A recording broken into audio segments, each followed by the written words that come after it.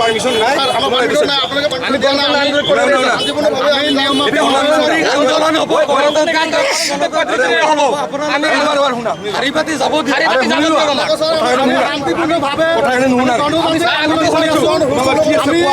আমার অভয়পুরী সমজিলা কার্যালয়ত আমি আমার পারমিশনের কারণে আবেদন করেছিলো কিন্তু এই সরকারখনে কেবল সংখ্যালঘু বিদ্বেষী হওয়ার বাবে এই সরকারখনে আমার পারমিশন বাতিল করছে।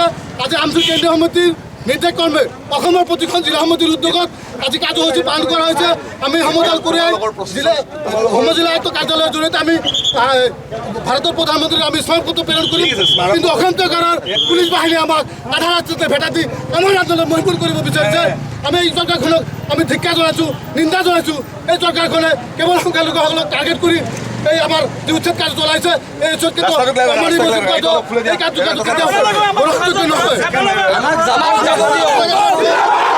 আমি সদস্য সংখ্যালঘু ছাত্ৰ ইউনিয়ন চুমুকী আমচুৰ কেন্দ্ৰীয় সমিতিৰ নিৰ্দেশ মৰ্মে অসমৰ প্ৰতিটো জিলা সমিতিৰ উদ্যোগত আমি সমদল কৰি জিলাসমূহৰ জিলা আয়ুক্ত সমজিলাসমূহৰ সমজিলা আয়ুক্ত আৰু মহকুমা deputyৰ জৰিয়তে অসমৰ যি উচ্ছেদৰ সমস্যা চলি আছে বৰ্তমান ধাৰাবাহিকভাৱে অসম চৰকাৰে যি কেৱল সংখ্যালঘু হোৱাৰ বাবে উচ্ছেদ কাৰ্য বাছি বাছি কৰি আছে, যাৰ পৰিপ্ৰেক্ষিতত আজি আমি সমদল কাৰ্যসূচী ৰূপায়ণ কৰি আমাৰ সমজিলা অভয়পুৰী সমজিলা জিলাৰ জিলা আয়ুক্তৰ জৰিয়তে ভাৰতৰ মাননীয় প্ৰধানমন্ত্ৰীলৈ আমি এখন স্মাৰকপত্ৰ প্ৰেৰণ কৰিম।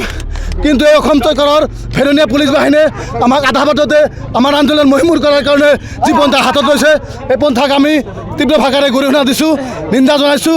অনতিপলমে এই উচ্ছেদ কাৰ্য বন্ধ হ'ব লাগিব, অন্যথা সদস্য সংখ্যালঘু ছাত্ৰ ইউনিয়ন চমুকে আমচুৱে কেতিয়াও হাত সাপতি বহি নাথাকে। আজি এই কাৰ্যসূচী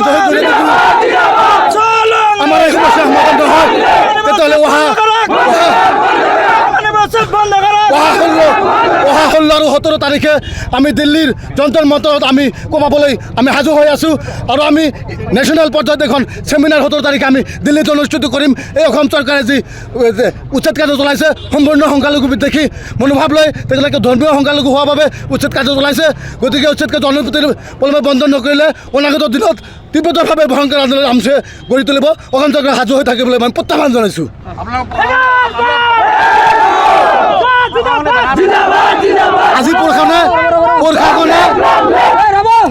আজি প্ৰশাসনে আমাক আমি শান্তিপূৰ্ণভাৱে সমজিলা কাৰ্যালয়ত আমি আবেদন দাখিল কৰিছিলোঁ, কিন্তু তেখেতে অনুমতি দিয়া নাই, বাতিল কৰিছে।